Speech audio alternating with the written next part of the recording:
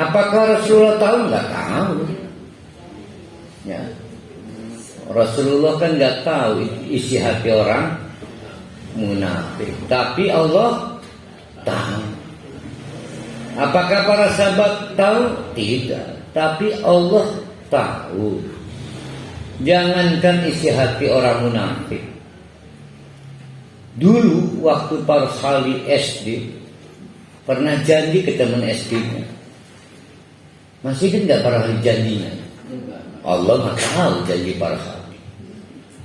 Jadi janji kita saja yang dulu kita berjanji, kita udah lupa. Allah mah tahu kita janji apa dulu. Jadi jangankan soal apa yang ada di dalam hati orang munafik atau hati kita. Bahkan janji kita ke istri, kita udah lupa. Tapi Allah tahu. Allah tuh tahu. Pak Rohali ingat nggak waktu di dalam perut? Nggak ingat. Allah tahu. Jadi itulah Allah.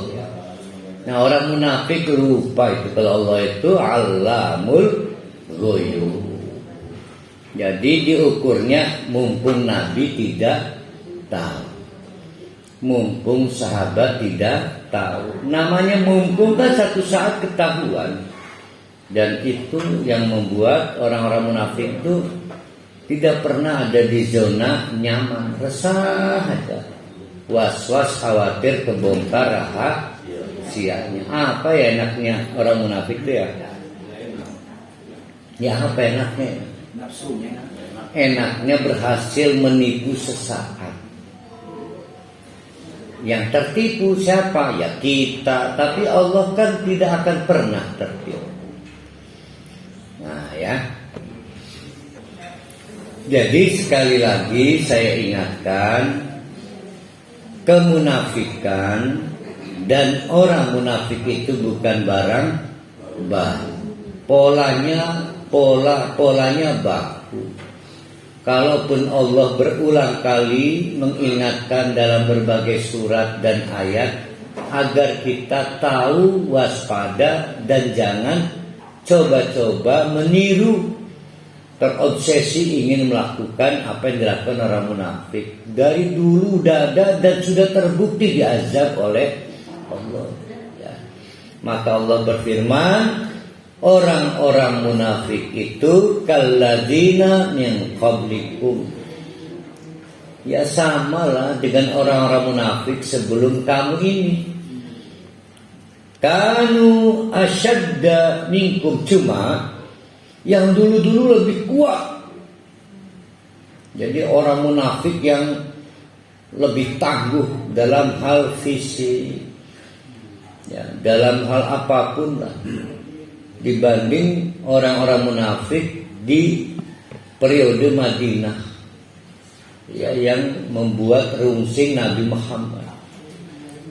Bahkan wa aksaro amwalan, lebih kapitalis, sehingga menguasai perekonomian. Wa auladan, dan memiliki keturunan banyak sehingga punya daya tawar besar secara sosial, karena ya keluarga besar, duriatnya besar. Keluarga siapa itu? Keluarga Haji Kasan, almarhum ya. Iya, jadi penting melihat siapa duriatnya itu, karena itu menyangkut sosial kapital, jadi modal sosial. Nah orang-orang munafik dulu lebih hebat lagi, kata Allah kepada para sahabat di Madinah, ya, dulu lebih hebat daripada orang munafik sekarang. Fastamta'u bihilaqihim, maka mereka menikmati dengan bagian yang mereka dapatkan, ya, menikmati kemunafikannya. Fastamta'tum bihilaqikum, ay katulah Kalau kamu pengen jadi orang munafik, nikmati juga bagian kemunafikan kamu hari ini pada saat itu. Kama stamta'al ladzina min qablikum bihilakihim, sebagaimana orang-orang munafik menikmati banget itu kesenangan menjadi munafik pada saat itu. Tapi saya sendiri nggak paham enaknya apa jadi orang munafik. Capek dikit-dikit pencitraan, sampai masalah baju aja repot orang munafik itu. Belum pede kalau belum, bukan matching ya, dianggap belum bisa menaikkan pamor. Ya memang kan orang munafik gitu. Capek. Para Halimah belum pernah sih jadi orang munafik ya. Capek. Terlalu banyak jaimnya.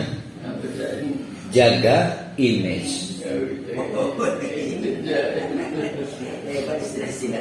Wa khuttum kalladzi khadu, dan sembunyikanlah oleh kalian kalladzi khadu, sebagaimana mereka berhasil menyembunyikan. Nun ya Ustaz Pak Haji, pertanyaan ini kemarin sudah muncul di saya, tapi sekarang baru sempat, karena waktu kemarin tidak sempat. Begitu hebatnya program orang munafik ini, Ustaz, dengan hartanya, dengan pemikiran, dengan kerjasamanya itu. Apa nggak ada seorang sahabat yang tahu tuh, Ustaz, ini program munafik ini? Oh, ya ini ya bagus nih pertanyaan ini. Bagus itu. Kemunafikan itu kan ada di hati. Jadi amal hati. Nah, nanti ketemu nih ayatnya bagus. Nah, yang Allamul Ghuyub, Maha tahu di balik hati kan hanya Allah. Nah, sekarang ada keuntungan kita ini. Baca Quran dikasih tahu oleh Allah ciri-ciri atau pola-pola orang munafik. Setidaknya kita jangan coba-coba meniru pola-pola itu. Ya. Tapi kalau untuk sampai mendetek per hal ini munafik enggak ya? Atau berapa kadar kemunafikan per hal ini? Sulit banget. Sehingga beda saya, beda Pak Jamal menilai. Nah, maka nanti kita di ujung kan dilarang tuh nyolati orang munafik tuh. Iya. Maka dipertanggungjawabkan dari diri kita sendiri. Dan ini terjadi perbedaan pandangan ulama. Diduga kita nyaris nggak bisa menyimpulkan apakah dia munafik atau tidak. Sehingga para ulama lebih banyak menyarankan diskusi nyalati. Gitu ya. Tapi sebetulnya hari ini lebih dibuat mudah oleh Allah. Contoh yang Islamfobia. Ya bagaimana kita bisa menyebut dia masih Islam, sedang dia terus-menerus menyerang orang Islam. Tapi Ustaz, KTP-nya masih Islam, itu yang disebut dengan orang munafik. Jadi tidak perlu kita menunggu dia menyatakan murtad, karena hari itu keislamannya sudah diganti dengan kekafiran, maka disebut kemunafikan.